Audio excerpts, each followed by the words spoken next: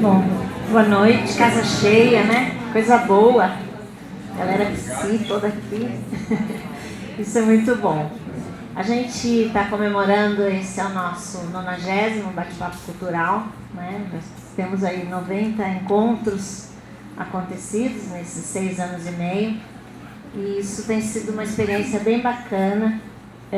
Eu chamei hoje para então coordenar essa mesa, né? Essa conversa com a Marta, a Dizete, que tem sido uma pessoa que tem ajudado bastante a gente aqui também nos temas que o arquivo quer discutir.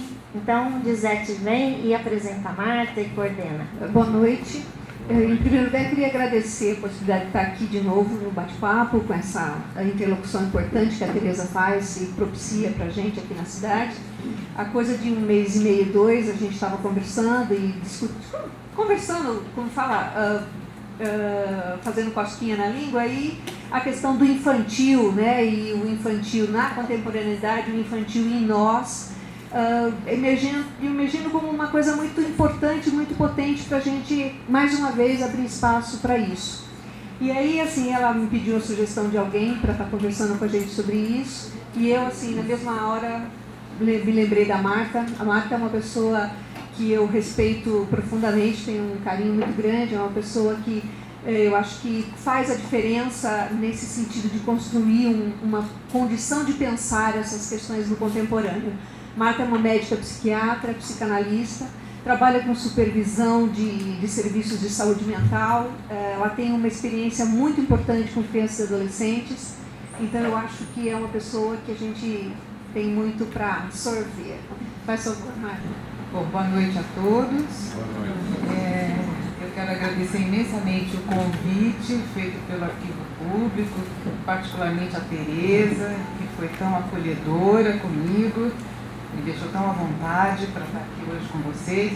Quero agradecer a presença da Dizete, né, querida colega, com quem a gente sempre troca figurinhas há um tempo, e a presença de todos vocês, né?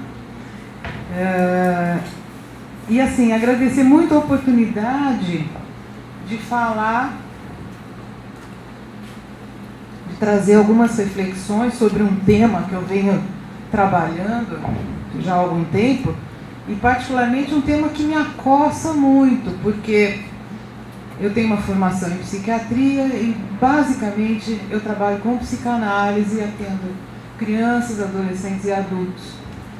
E essa é uma posição muito difícil de ser sustentada hoje do ponto de vista ético, quando existe uma pressão considerável para que a gente medique cada vez mais. Então, quando eu recebi esse convite, eu comecei a pensar a partir assim, de situações, né, no consultório, de receber crianças muito medicadas, de receber demanda assim, de medicação para crianças muito jovens, 3 anos, 4 anos. Enfim, eu falei, bom, o que será que as pessoas estão pensando por aí, né? De que matéria essas pessoas pensam que as crianças são feitas? Porque parece que é como se a criança hoje fosse feita simplesmente de matéria biológica. Eu sempre falo assim, bom, gente, o seu filho não é um saquinho de neurotransmissores, não é que a gente põe um pouquinho, tira um pouquinho e acerta o ponto, né? Então, assim, o que as pessoas pensam sobre isso, né?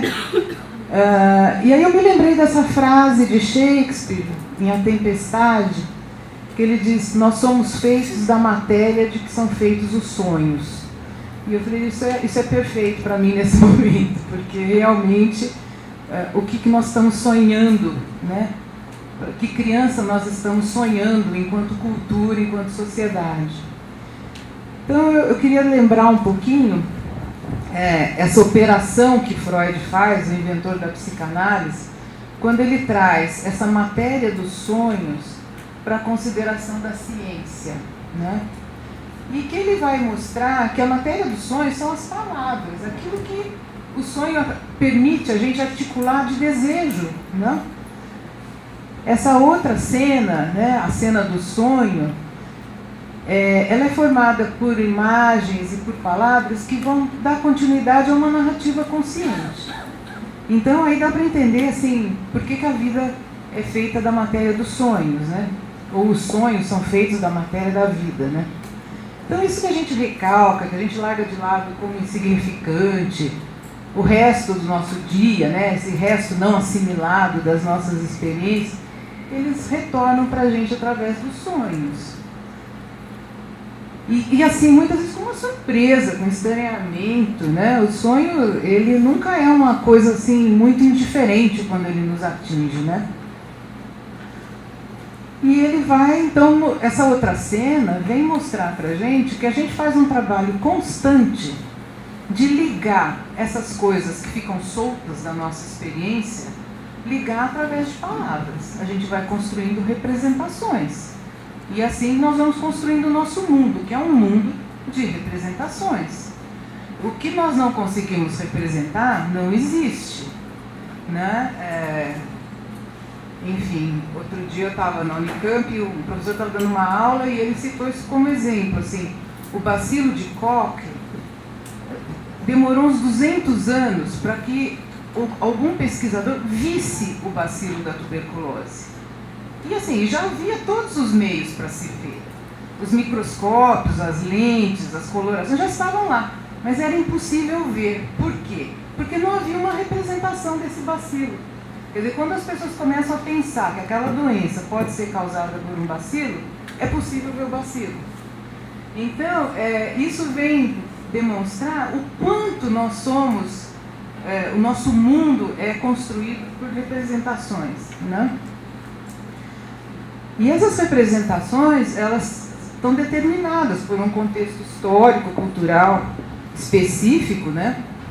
Elas são influenciadas assim, pelas condições de existência dos grupos sociais, condições éticas e políticas, né? E pelos ideais que mantêm a coesão dos grupos que tinham.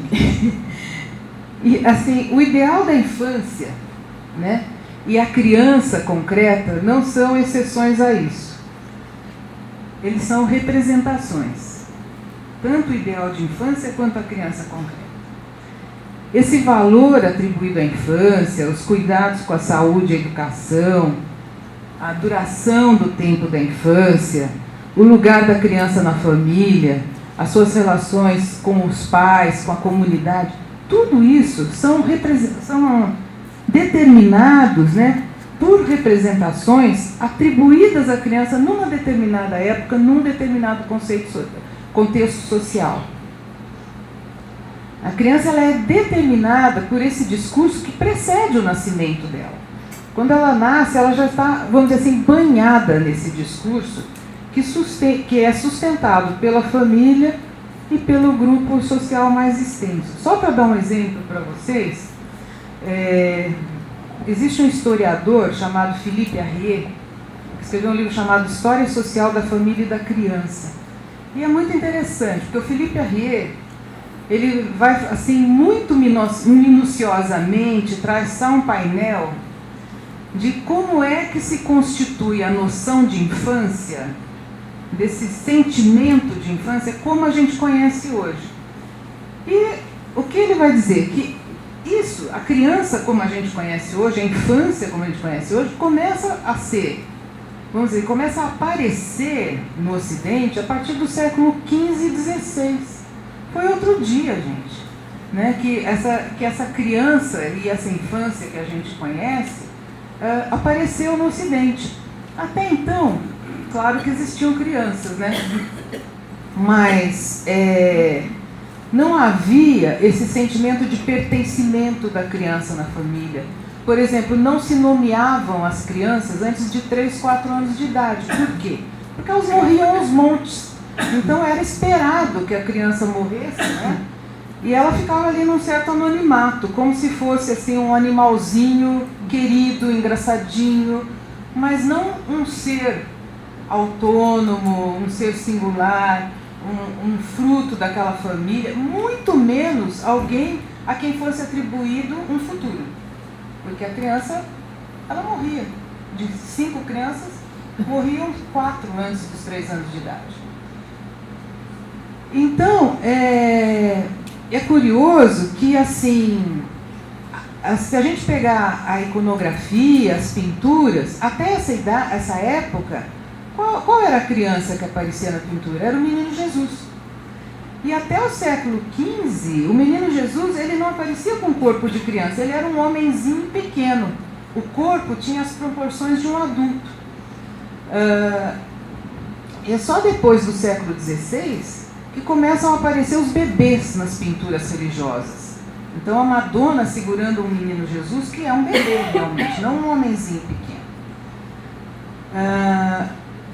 Outra coisa que aparece nessa época, outra representação da criança que aparece nessa época, século XV, XVI, é a criança morta. Então é curioso que a criança aparece primeiro na iconografia ou como uma criança religiosa, a criança divina, ou como uma criança morta. A criança terrena, a criança de todo dia, ela vai demorar ainda um tempo para aparecer. E ela só vai aparecer na pintura do século XIX, XVIII. É muito tardio. As crianças que eram representadas eram crianças nobres, de famílias nobres, né? Então era uma criança que tinha um valor diferente. O corpo da criança nobre é um corpo que está destinado a servir a uma linhagem, não é um corpo de uma criança singular, de uma criança qualquer, né? Então, e olha, essas representações da infância, elas têm tal poder que, assim, nessa época, começa a haver uma certa baixa da mortalidade infantil só pelo fato da criança ser representada na cultura.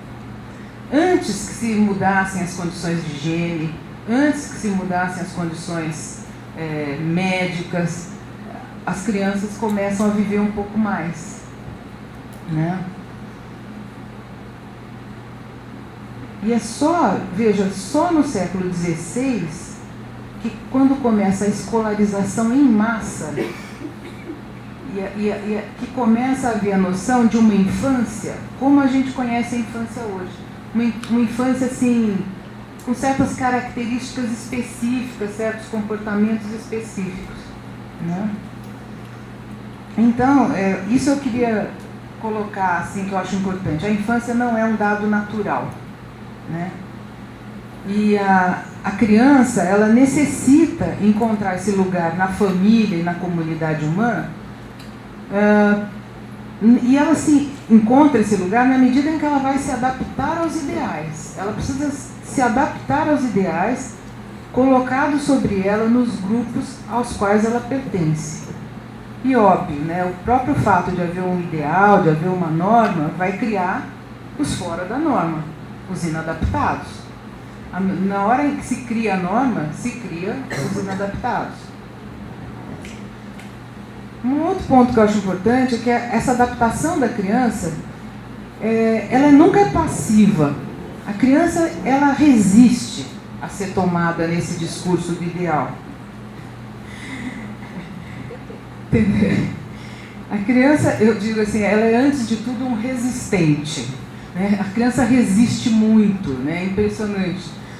Ela resiste brincando, quando ela se refugia nesse mundo de fantasia, onde ela cria as regras próprias, as normas próprias, ela vive aquilo que ela está criando ali, né? Então ela cria um outro lugar para ela. Ela pode fazer os sintomas mais variados.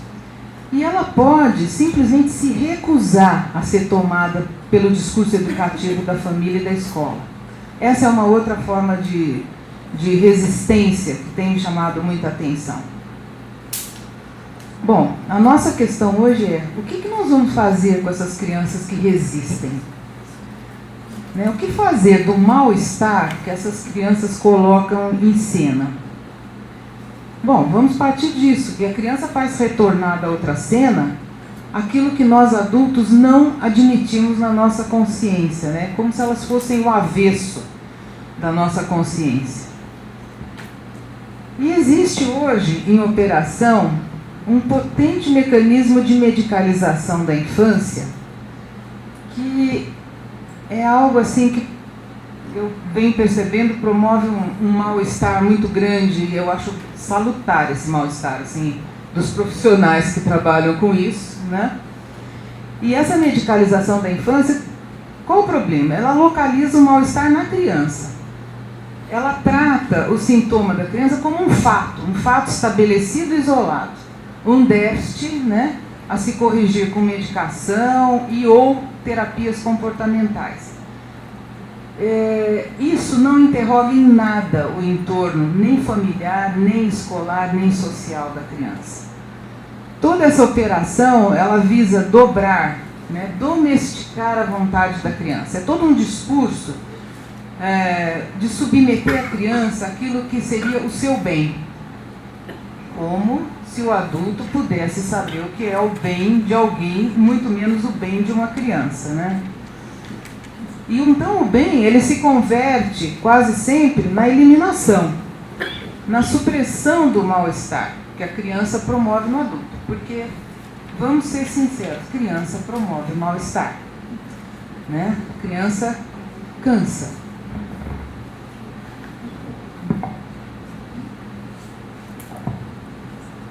Como é que nós chegamos nisso, né? Nessa urgência de suprimir o mal-estar que a criança traz, de suprimir qualquer coisa que saia da norma. Como é que nós chegamos nisso?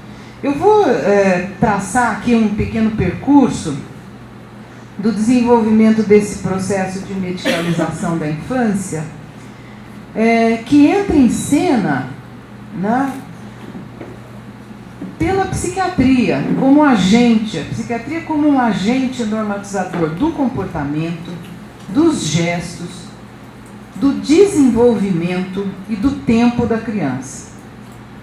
Eu vou me valer um pouquinho do meu diálogo aqui com Michel Foucault, né? Particularmente 2 cursos, um de 1973, um de 1975, chamados, que foram publicados, né, com o nome de O Poder Psiquiátrico e Os Anormais.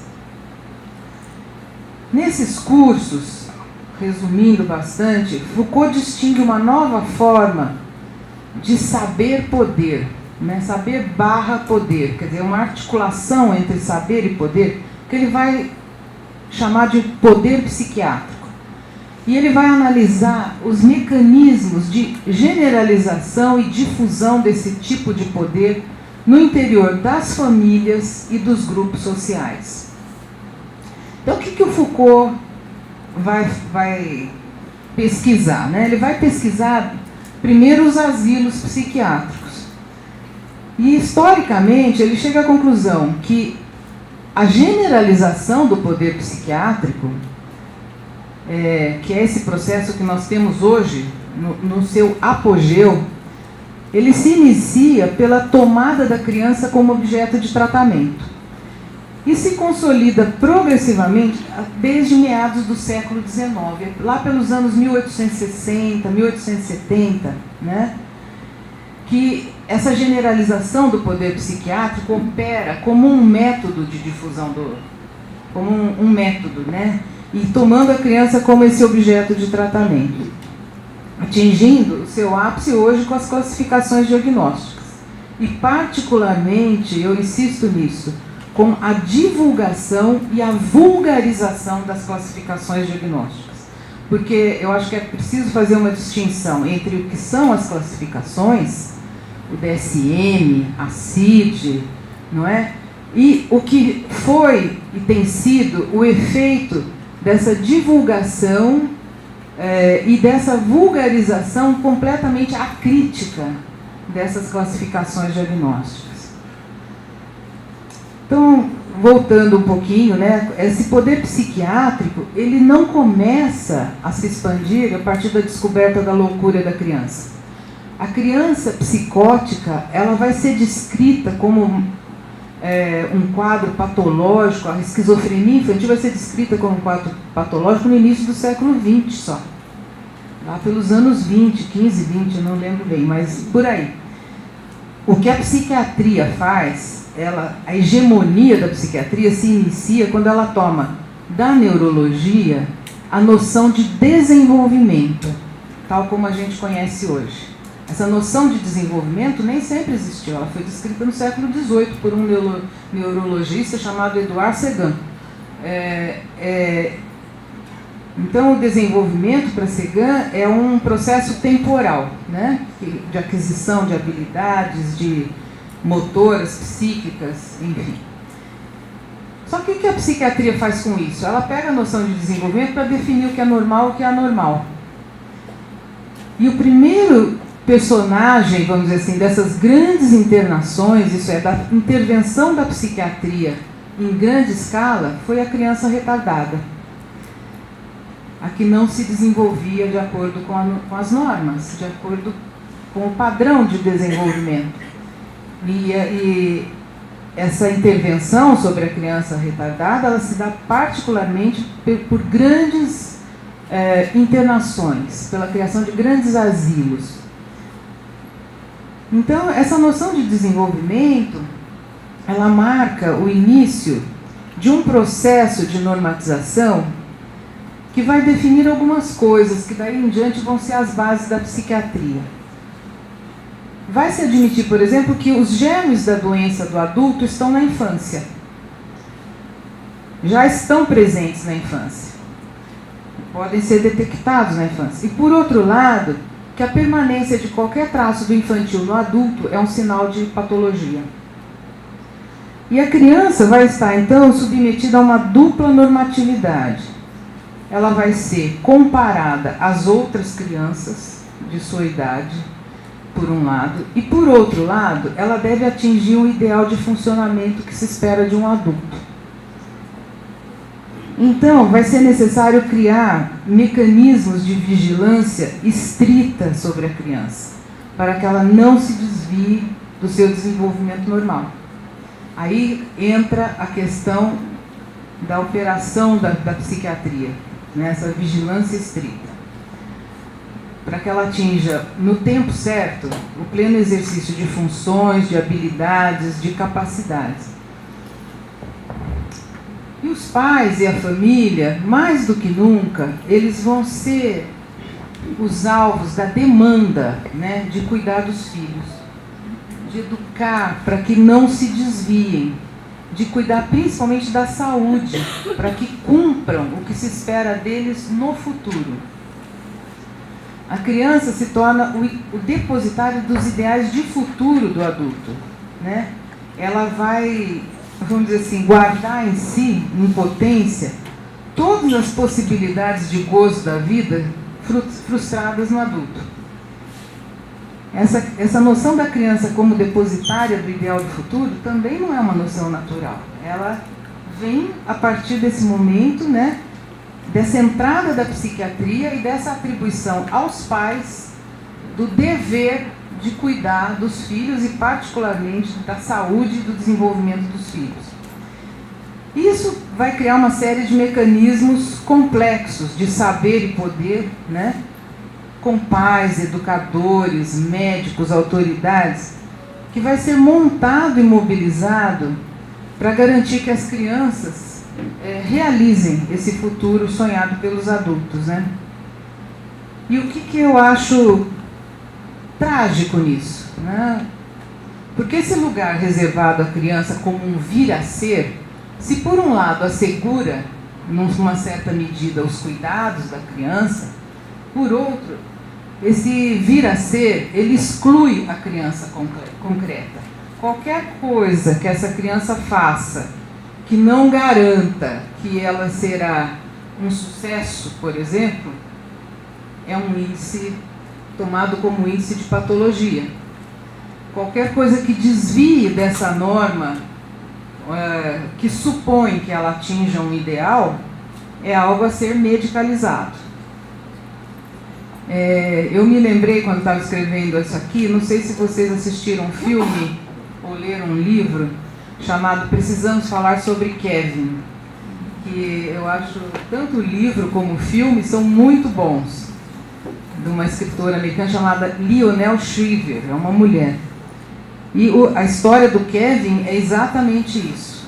Ele era um menino dourado, né, que deveria realizar para os pais os sonhos não realizados, que deveria realizar para os pais uma vida maravilhosa quando eles tinham que se haver com todas as suas limitações e frustrações. E eu não vou contar o final da história, mas foi trágico. É muito trágico.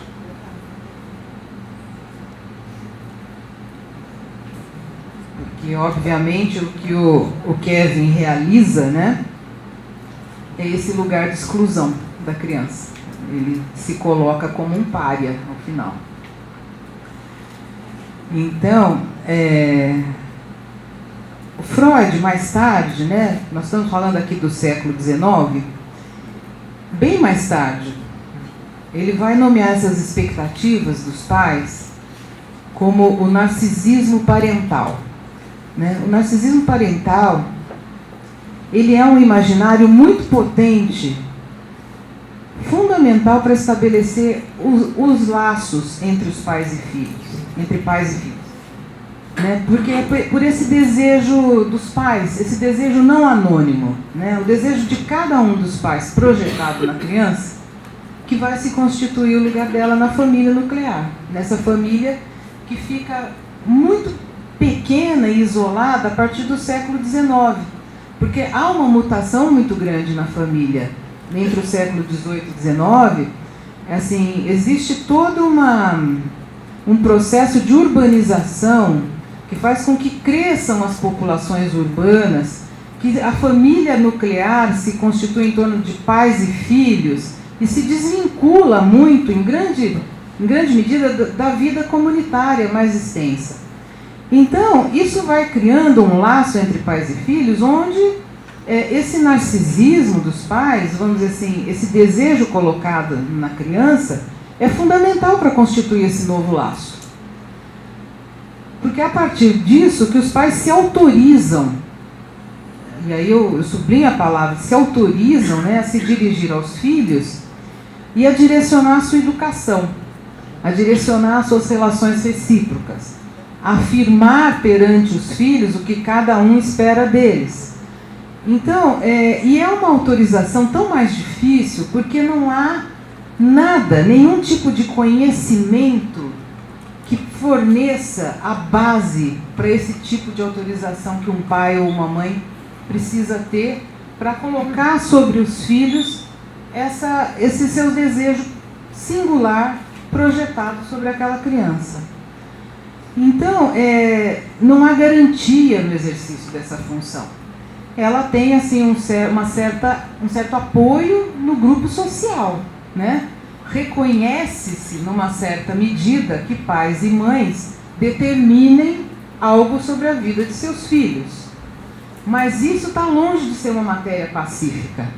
Haja vista, por exemplo, quando você tem uma mãe que, por qualquer motivo, se recusa a vacinar seus filhos, porque ela acredita que não precisa vacinar.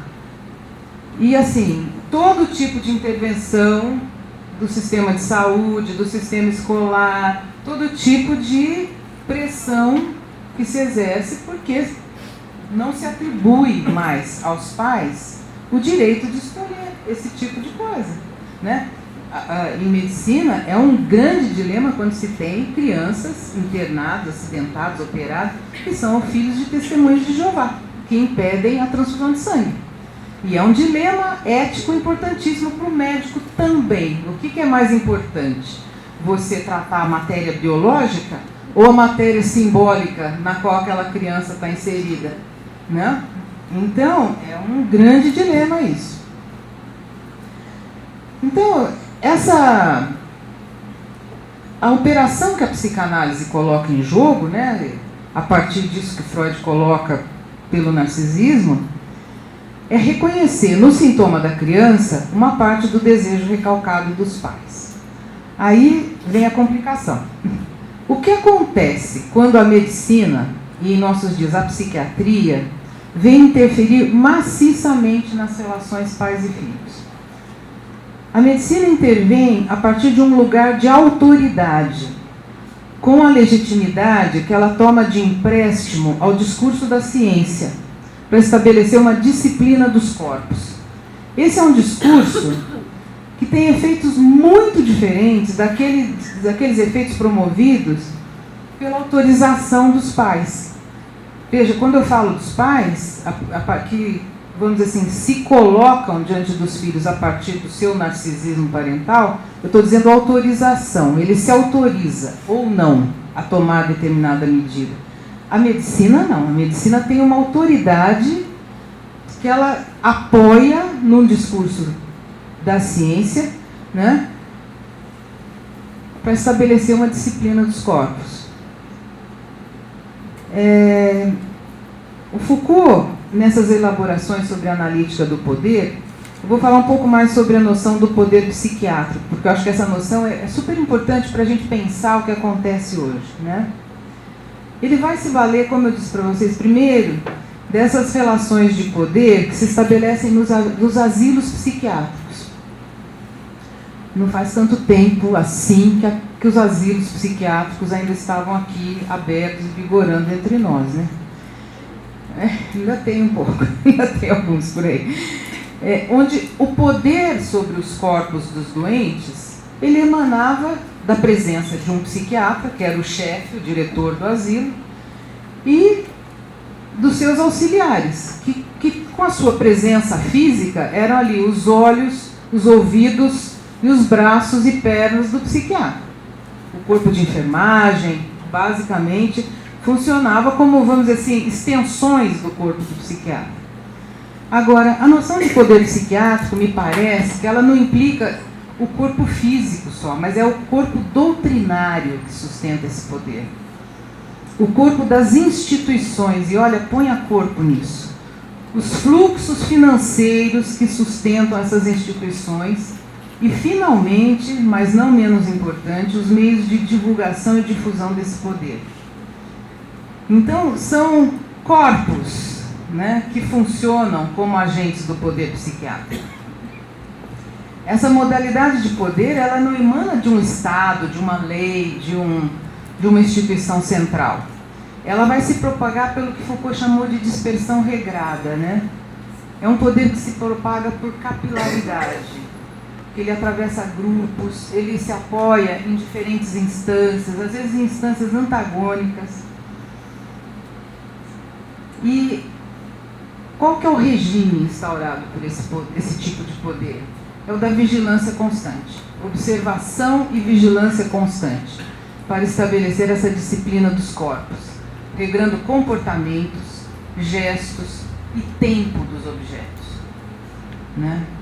Aqui a gente não pode falar de sujeito. É claro que o sujeito está lá, né, resistindo a esse regramento, mas o que está em jogo é a adaptação a normas e preceitos, né, por intervenções que implicam adestramento das vontades e dos corpos. E todo o discurso que vem hoje sobre as crianças, assim, na mídia mais vulgar, é um discurso extremamente moralista, como se as crianças fossem rebeldes sem coração, assim, prontos a dobrar os pais e para fazer o que querem. Eu acho que isso é tremendamente empobrecedor do debate, né? Essa entrada da moralidade como um critério de avaliação do que acontece hoje em dia. Então, eu vou dar um exemplo para ficar mais claro isso que eu estou falando, que talvez fique um pouco demais de informação aqui. No final do século XIX, aí por esses anos 1870, se inicia uma verdadeira cruzada médica que tinha por alvo o comportamento sexual das crianças e dos adolescentes. E eu chamei de cruzada médica porque era uma cruzada, era algo da ordem de uma luta religiosa, né? O personagem principal dessa campanha é a criança que se masturba, ou o adolescente que se masturba. A sexualidade normal da criança, é curioso isso, ela era completamente negada e silenciada pelo discurso médico da época. Criança não tem sexo. Inclusive a gente pode observar, né, assim, nas vestimentas das crianças, até o começo do século XX, não se vestiam as crianças diferentemente de um sexo e outro até a idade de 5, 6 anos. Eu tenho fotos assim, do meu avô, que era do século XIX, de 1889, de um camisolão e o cabelo pela cintura, assim, com uns 4 anos de idade. E quando uma vez eu perguntei para ele por que essa roupa, ele disse que nas boas famílias não se mencionava o sexo das crianças e dos bebês. E aí, com 5 anos, o menino ganhava a primeira calça curta, que ele ia usar até a adolescência. E depois a calça comprida já era um sinal de virilidade, de vida adulta. Mas, assim, o sexo, mencionar o sexo da criança era uma coisa que não se fazia nos salões das boas casas. Dizer é um menino, é menina, vestir diferente, até os 5 anos, nada disso. Então, veja, é uma negação, um apagamento completo, como se isso não existisse, mas aparece como um problema médico a ser tratado. E vou dizer, um problema dos mais relevantes, que vai mobilizar toda a família. A masturbação, ela é colocada pela medicina como sendo a origem de todos os males que vocês possam imaginar, tanto físicos quanto psíquicos, algo que poderia levar a doenças gravíssimas, a diferentes doenças psiquiátricas, a loucura e a morte, no fim. Então, a medicina vai construir um enorme aparelho discursivo em torno desse tema da masturbação infantil, que se torna objeto de congressos, de livros, manuais que eram distribuídos aos pais, cartazes, panfletos distribuídos na rua, enfim. E mais uma série de aparelhos ortopédicos que visavam imobilizar a criança durante o sono, verdadeiros aparelhos de tortura, para que ela não tocasse os genitais durante a noite. Né? Se chegava a condição de enfaixar as mãos das crianças e amarrar essa faixa ou num adulto que dormiria junto da criança, ou num irmão mais velho, para que quando a criança se mexesse, esse adulto acorda e reprime esse comportamento de tocar os genitais. Né? Então os pais, se vocês veem, os pais são convocados a intervir de uma forma decisiva nessa campanha, porque eles passam a ser os responsáveis pela saúde presente e futura dos filhos. Né? Eles são convocados a impedir isso com seu próprio corpo. Né? Mas uma vez manifestado o problema, esse adolescente ou essa criança deveria ser encaminhado o mais brevemente possível a um médico fora da família. Isso era muito explícito. Não era a família nem o médico de família que deveria tratar disso. A família era basicamente encarregada da supressão do comportamento nocivo. Mas essa articulação de saber e poder sobre o corpo da criança, o poder de curar, estava na mão dos médicos. Aqui se inicia, eu penso, uma quebra, uma divisão dentro da família. Aos pais é reservado esse lugar de zelar pelo futuro da criança, impedindo um comportamento que é colocado como nefasto, maléfico para a criança. Mas o saber e o poder sobre o que deve ser feito dessa criança é determinado pela medicina. Então, é o médico que detém a verdade sobre a saúde física e psíquica da criança. Verdade essa que passa a ser sancionada como discurso científico. Veja, o fato dela ser um discurso científico confere uma maior legitimidade a essa verdade enunciada pela medicina. E reforça o seu poder de conhecimento. Criou-se um ciclo, né? Criou-se uma nova realidade. E veja bem, não tem mais questão moral. Isso aqui não é a questão da igreja, do pecado, da deterioração da alma. Não tem questão moral. É uma questão de saúde. A promoção de saúde é o bem supremo, é o ideal, que exige todo esse aparato. E hoje eu vou dizer assim, quando a gente lê essa história, ela parece um pouco ridícula, né? É engraçado. Como é que uma coisa tão boba pôde adquirir tal consistência e gerar um enorme mercado de livros, cursos, palestras, intervenções médicas, mas foi assim que aconteceu. E até o próprio Freud tem artigos sobre masturbação infantil, participou de congressos sobre a masturbação infantil. Então, mas essa coisa que é um pouco ridícula, né? Ela nos mostra bem como é que se faz a expansão do campo operatório da psiquiatria, né? Não é muito diferente do que acontece hoje com os transtornos psiquiátricos na criança. Eu vou dizer por que eu acho que não é muito diferente. Porque que eles são, antes de mais nada, um fato discursivo. Que é colocado como uma verdade respaldada cientificamente e que se vale desse respaldo da ciência para criar um sobrepoder de realidade. Vira verdade, torna-se verdade. Como é que se dá essa presença do poder psiquiátrico hoje? Bom, está disseminado em todos os ambientes, né? A gente recebe crianças assim, meu filho é um TDAH. Ela sempre foi uma TAB, por isso que é desse jeito, né? É um TOD, e por aí vai. Não é todinho de bebê, é um TOD, é um transtorno positivo desafiador. E dá-lhe medicação antipsicótica. E em que se apoia esse discurso? O que legitima esse discurso? Então,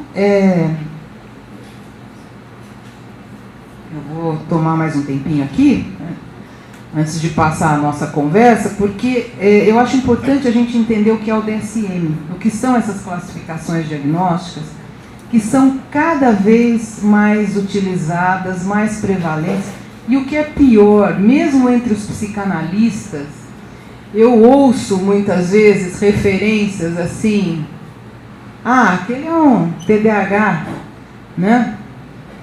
Como se houvesse algum tipo de coerência, que não há nenhuma coerência, nenhum ponto de contato entre o que a psicanálise estabelece como diagnóstico e essa classificação diagnóstica feita com base estatística. Mas eu vou falar um pouquinho do manual, porque esse assunto sempre gera muita polêmica, muita polarização, e não se trata de ser nem contra nem a favor. Isso não é um jogo de futebol, não é um fla-flu, né? É preciso entender o que é esse manual, para que ele serve, para que ele foi inventado, e o que é uma outra coisa, que são os fluxos financeiros que sustentam, né, que dão corpo a essa divulgação e essa vulgarização do manual, para que ele adquira esse sobrepoder de realidade. Até aí vocês estão entendendo? Bom, depois, então vamos lá. Essas letras, né, TDAH, TAB, TOD, elas se baseiam numa classificação diagnóstica chamada DSM, o Manual de Diagnóstico Estatístico. Existem outras classificações. Aqui no Brasil, no Serviço de Saúde Coletiva, ainda é muito usada a CID, que é a Classificação Internacional de Doenças, que é produzida pela Organização Mundial de Saúde. Em maio de 2015, foi lançado o DSM-5, quer dizer, a 5ª edição do manual, com mais de 500 categorias diagnósticas. Nós até fizemos um evento em Piracicaba, o meu querido amigo Márcio Marighella, o Ricardo Pacheco e eu, para falar sobre, assim, um pouco sobre os efeitos, né, que esse manual diagnóstico estaria produzindo. O DSM, então, ele é um manual diagnóstico construído pela APA, a Associação Psiquiátrica Americana, Associação Americana de Psiquiatria. A Associação Americana de Psiquiatria é uma associação médica de psiquiatras e psiquiatras da infância e adolescência, né, mantidas pelos membros, pelas contribuições de colaboradores e pelo governo federal americano. E como é que é o processo de construção desse manual? Eu vou falar um pouquinho, porque eu não sei se todo mundo sabe como é que ele é construído. Ele é um processo que envolve, durante vários anos, grupos de psiquiatras em vários lugares do mundo. E são psiquiatras muito renomados, ligados a centros de pesquisa, ligados à academia, né? Especializados em diferentes áreas. E o que é feito nesses grupos de trabalho? Eles agrupam determinados comportamentos, determinados, eu não vou nem chamar de sintomas, mas são comportamentos, desvios, que eles agrupam particularmente em função de que eles respondam a determinadas substâncias farmacológicas. Então, a substância farmacológica ela está antes do grupo diagnóstico. Por exemplo, isso eu acompanhei muito de perto há uns 30 anos, quando foi estabelecido o diagnóstico de síndrome do pânico. Todo mundo aqui já deve ter ouvido falar de síndrome do pânico. Então, o que aconteceu? Tinha lá um antidepressivo, uma substância tricíclica, um pouco diferente das que já estavam no mercado, chamado clomipramina.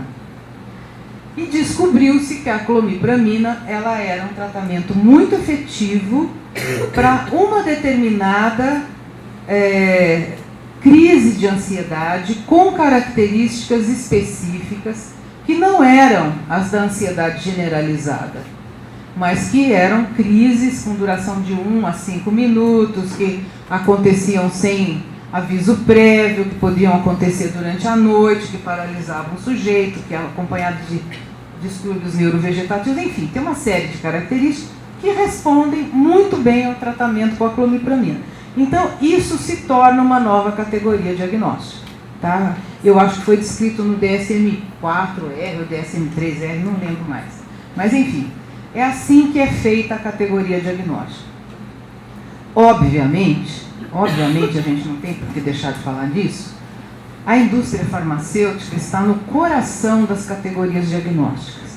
Porque hoje, as pesquisas em psiquiatria, elas são desenhadas e financiadas e divulgadas com o apoio da indústria farmacêutica. Se você pegar qualquer artigo em psiquiatria, tem lá no fim, conflitos de interesse. O doutor fulano é associado ao laboratório X, o doutor cicrano é associado ao laboratório Y. Eles declaram que eles são associados, mas o que não impede que a pesquisa seja completamente desenhada pela direção dada pelo laboratório.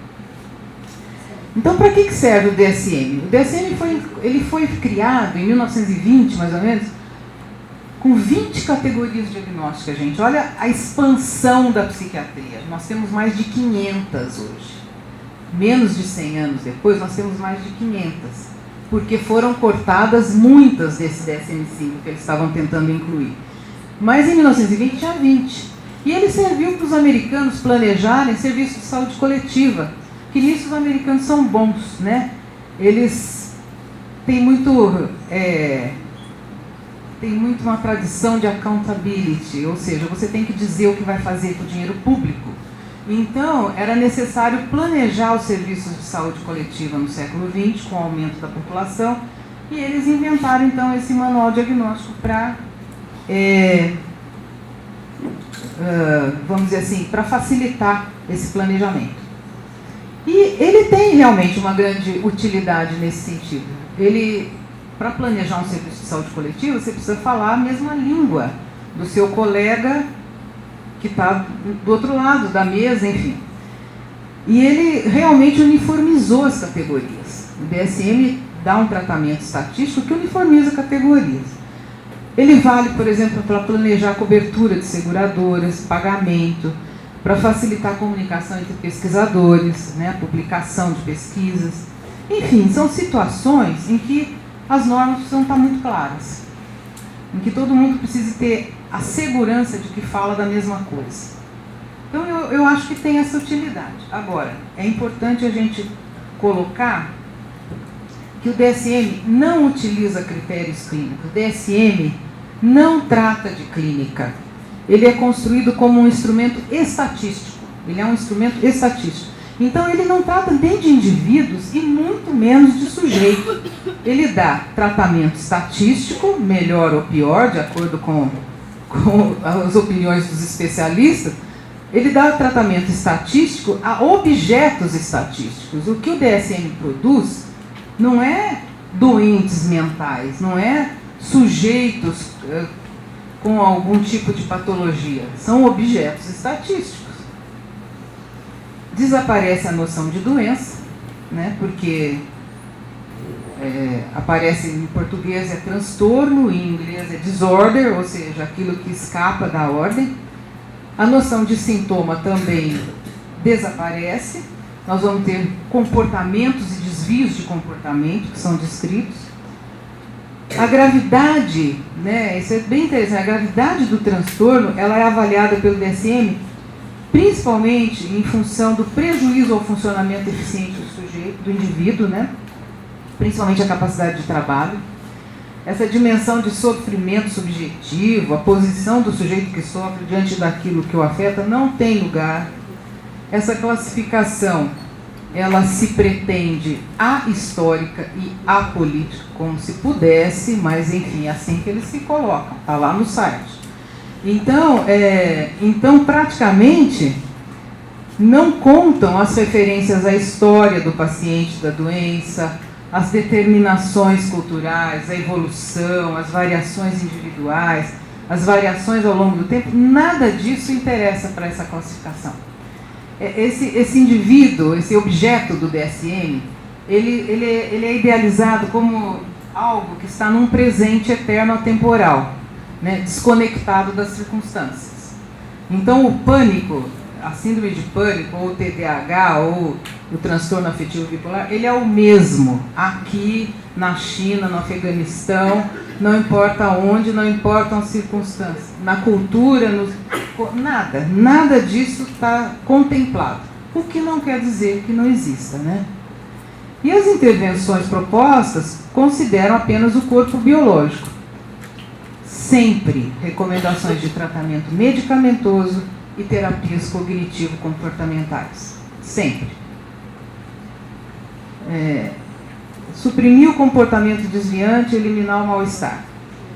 No caso das crianças, eu acho grave, porque nem sempre o mal-estar é da criança. Muitas vezes é a supressão do mal-estar dos pais, do mal-estar criado na escola. E olha, vou falar, a gente chegou a tal ponto que os psiquiatras americanos não têm o menor pudor de dizer assim, se essa criança incomoda, a gente medica. Tá? É melhor medicar, porque se ela vai ficar incomodando e a gente não sabe fazer com ela, nem tem muito interesse em procurar, então é melhor medicar e acabou a conversa. E literalmente a conversa acaba aí, né? Existe uma supressão da palavra. Aí, nesse quadro, gente, claro que a relação médico-paciente não tem a menor importância. Tanto que hoje eu tenho recebido pacientes assim, a escola encaminha direto para o neurologista, porque o psiquiatra fala muito. Então, assim, vai direto para o neurologista para pedir um remédio. E depois volta aqui. Aí, claro, a criança vai para o neurologista, é medicada e, obviamente, ela é só medicada. O que acontece? O mal-estar muda de lugar, né? Então a criança que estava barbarizando na escola, batendo, brigando, mordendo, ela passa a fazer xixi na cama, ter fobia, enfim, tem outros mal-estares, o sintoma muda de lugar. Aí, lá pelas tantas, finalmente os pais vão ao psiquiatra. E aí, assim, o que você descobre? Que a maioria dos neurologistas e alguns psiquiatras infantis, gente, nem olha a criança, só recebe os pais. Porque é isso que eu falei, criança dá trabalho, criança incomoda. Então, assim, é melhor nem receber. Entrega para a mãe um questionário, onde ela vai marcando com um X as características do filho, o médico conta os X, enquadra no diagnóstico e dá a receita. E volta daqui 3 meses. Então, é esse o tratamento que está se dando hoje para as crianças. Eu não me alonguei nisso aqui nesse trabalho, mas seria bem interessante a gente pensar quais são os efeitos disso de médio e longo prazo, né? E eu queria falar assim, dessa coisa da difusão e da divulgação do DSM, que assim, existe um enorme investimento, gente. E nisso eu digo para vocês que os americanos são bons de marketing. Existe um enorme investimento em marketing, tanto para as escolas médicas, para os congressos médicos, para as instituições de pesquisa, para a grande mídia global, né? E que é absolutamente assim, coordenada, articulada e financiada com grandes fluxos financeiros.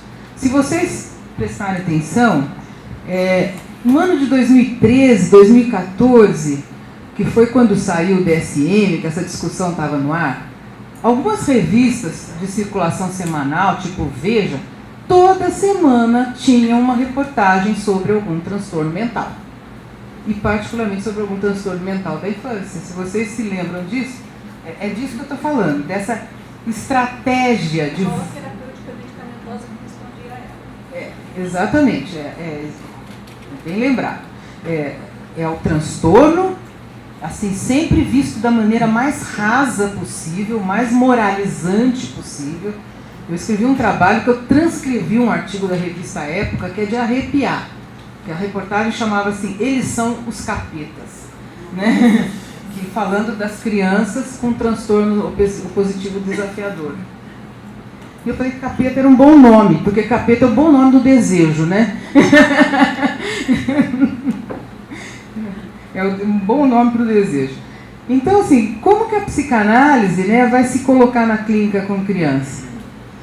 Ela também não trata das doenças tais como definidas pela medicina, né? A psicanálise, ela não parte de uma norma exterior e pré-existente ao tratamento daquela criança concreta que está ali diante do psicanalista para definir a normalidade. Ele vai operar a partir da singularidade de uma criança, né? É um a um. E a gente precisa levar em conta o sintoma da criança, a função desse sintoma. E mais do que a gravidade do sintoma, eu digo sempre assim, os recursos que a criança tem para lidar com o sintoma, para fazer alguma coisa com aquele sintoma, e os recursos que a família tem para fazer alguma coisa com o sintoma da família, né? Então o psicanalista faz assim, uma espécie de cartografia, né? Ele vai localizando a criança e o sintoma num território coletivo ao qual esse sintoma pertence.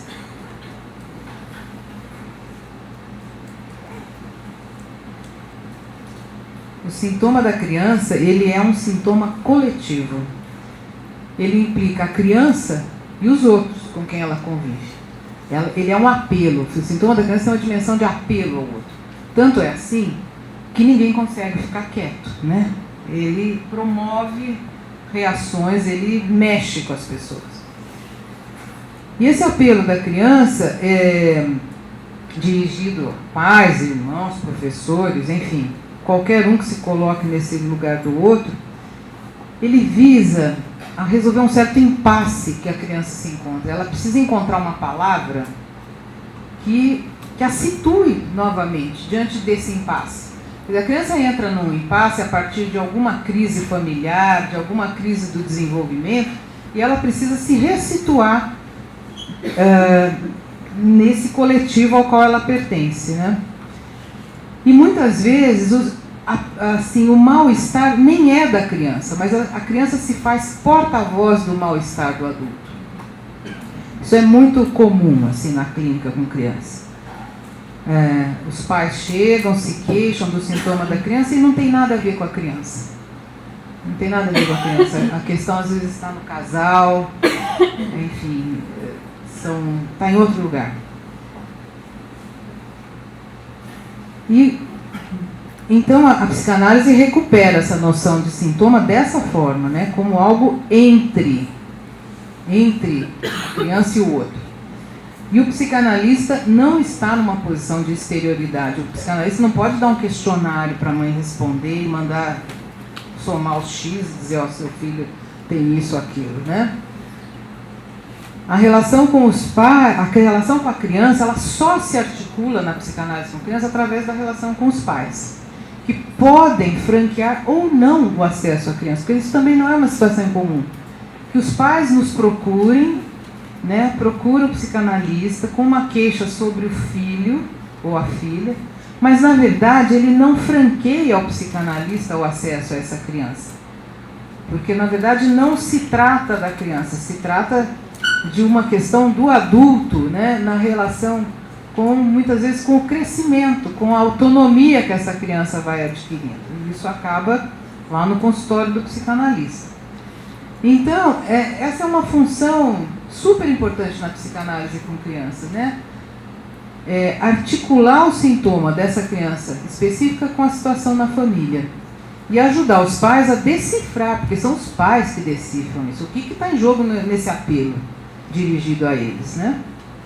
Esse levantamento do recalque vai mostrando como a criança realiza, né, com o seu sintoma, esses ideais e desejos recalcados, não articulados no discurso familiar.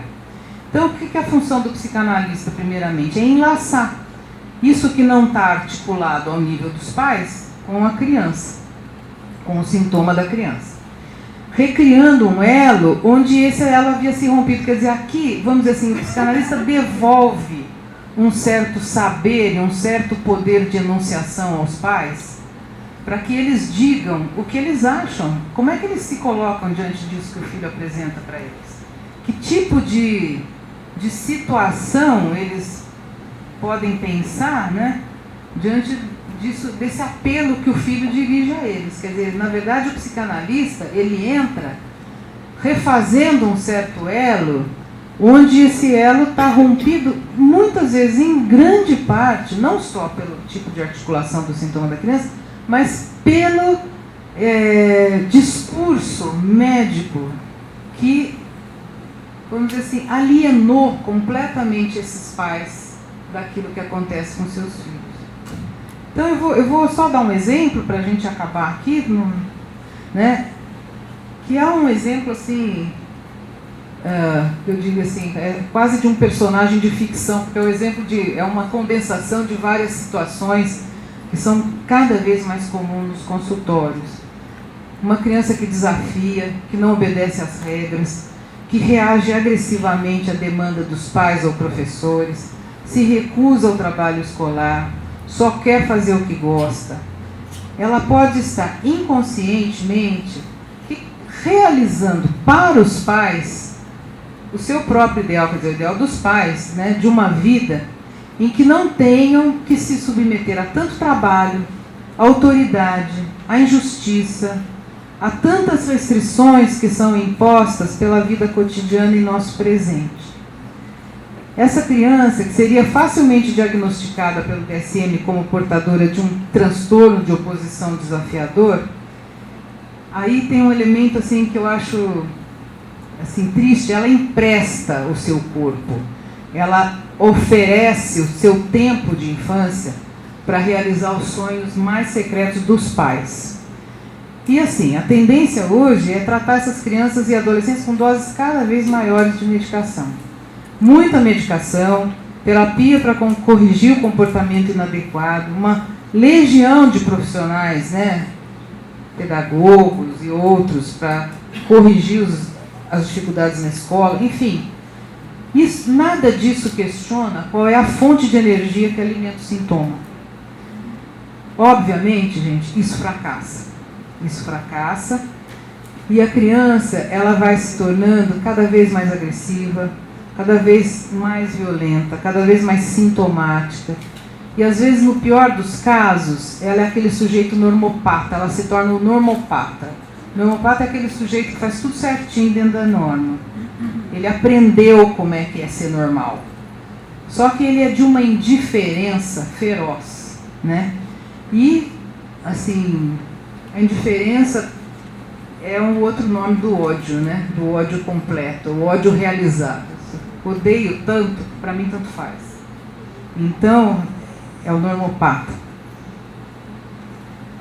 E é curioso que nesses casos os pais são muito complacentes com os desafios da criança durante a primeira infância. É tudo muito bonitinho. Eles se enganam, né? Tem uma dimensão de auto-engano, assim, que essa criança esperta, viva, que está acima da idade, que eles acham graça em tudo que ela faz. às custas de ignorar o mal-estar que eles sentem com essa criança. Isso aqui está escancarado nesse livro da Lionel Shriver que eu citei para vocês, Não Precisamos Falar sobre Kelly, né? Quer dizer, aí está um narcisismo parental assim colocado em cheio sobre a criança. O problema se configura quando a criança começa a receber demandas fora da família, demandas da escola, né? Porque a aprendizagem dá trabalho, a aprendizagem é um trabalho. Às vezes na adolescência.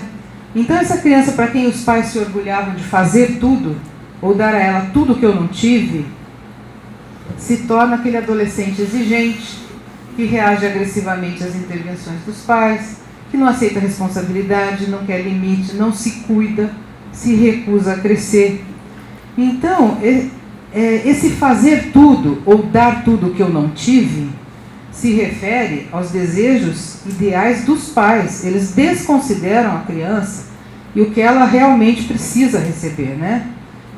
Esse tipo de relação, ele exclui a criança, ele relega a criança a um mero objeto de satisfação. Então, quando um pai ou uma mãe diz assim, eu dou tudo para o meu filho, eu vou dar a ele tudo que eu não tive, assim, muitas vezes eu tenho vontade de perguntar, e às vezes eu pergunto, mas o que seu filho realmente precisa de tudo isso que você quer dar para ele? O que ele realmente está pedindo de tudo isso, né? Porque senão a criança é um objeto de satisfação do narcisismo dos pais. E essa criança não sonha. Essa criança, porque ela está tão colada no sonho dos pais que ela não sonha, ela não articula um desejo singular. Ela está submetida completamente a esse sonho que ela deve realizar para o adulto, né?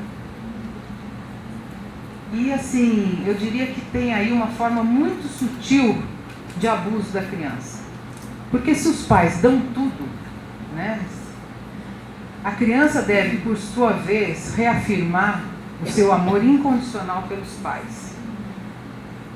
Vamos dizer assim, criando para esses pais, validando para eles o lugar de bons pais. Então, veja a inversão, né?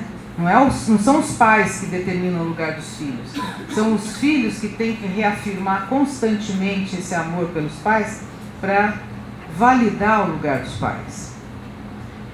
E eu diria assim que essa demanda de amor dirigida à criança, que visa sustentar esse lugar dos pais, é porque esses pais estão expropriados da sua autorização pelo discurso científico, particularmente o discurso da psiquiatria, né?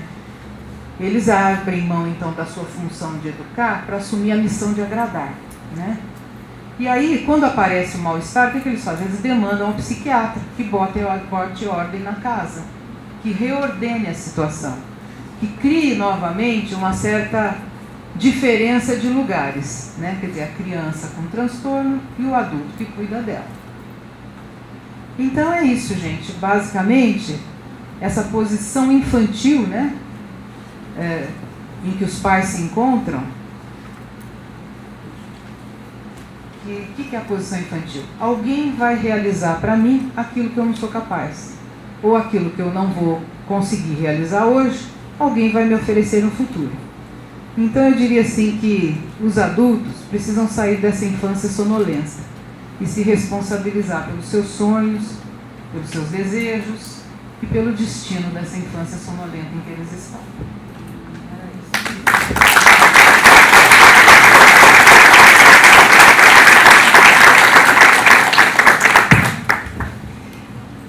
Bem,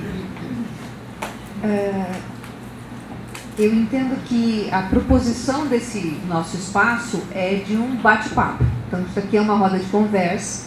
Então, eu acho super importante que a gente se autorize a participar dessas reflexões. E eu só vou fazer um start para a gente poder dar continuidade efetiva para a discussão.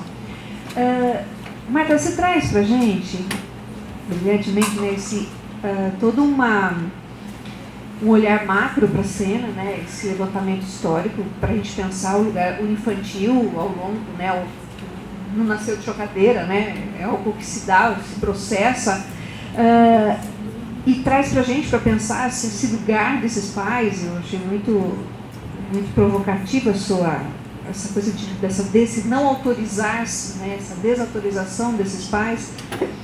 Mas eu queria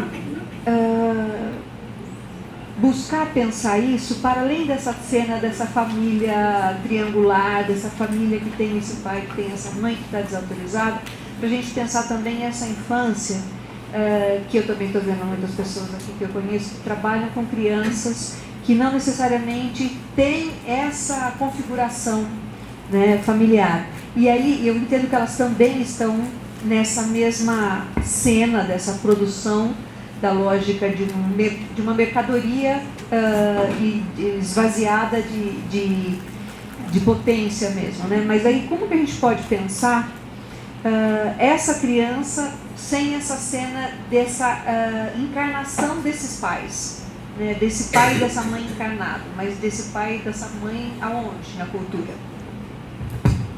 Obrigada pela pergunta.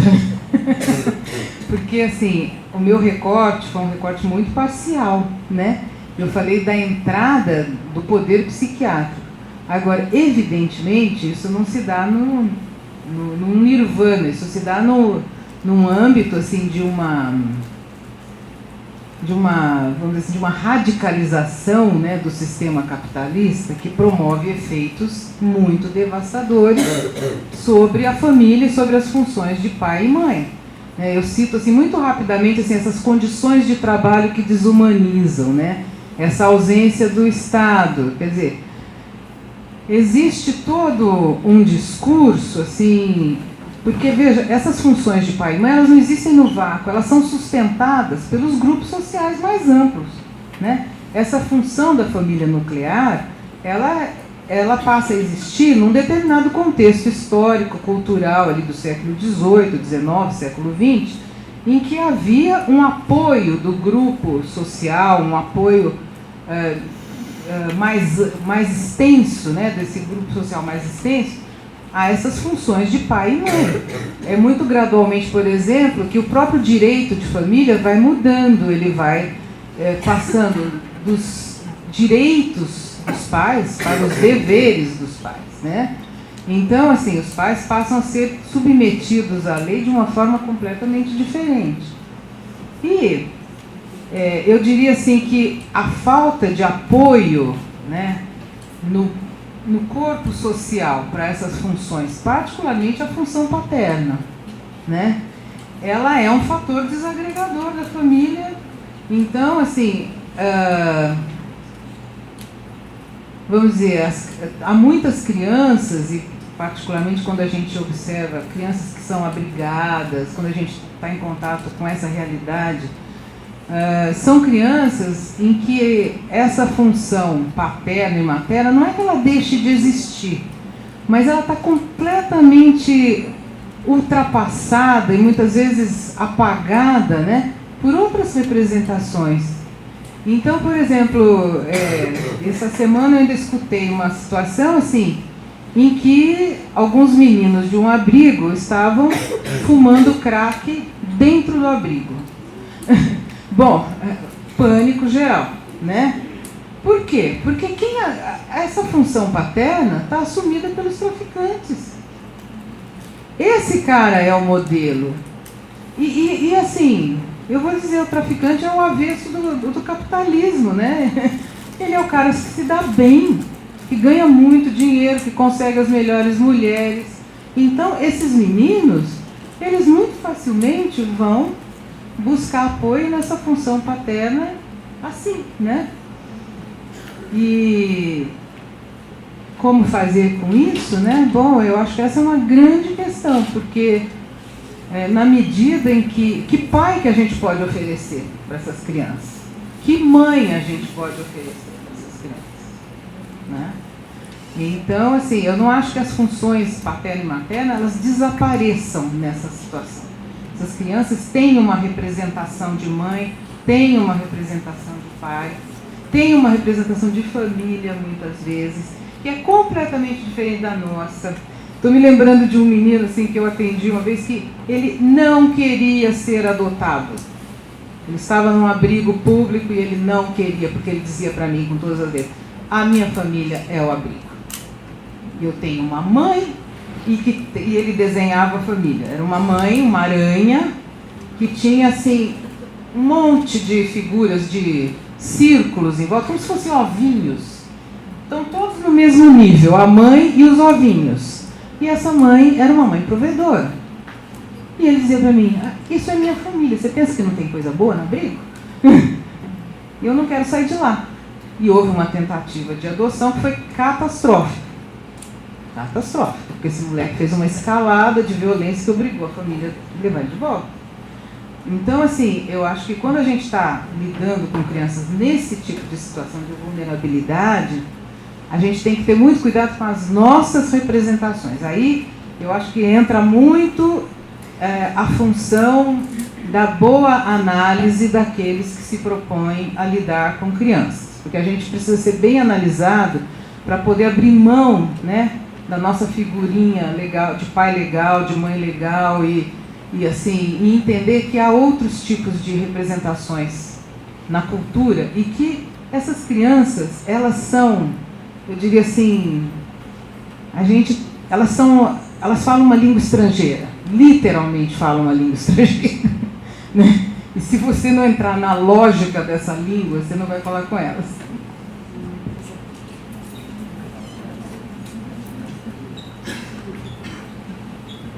Marta, você disse que não ia tocar num ponto, mas que me parece importante, que é as consequências deste excesso de medicalização da infância.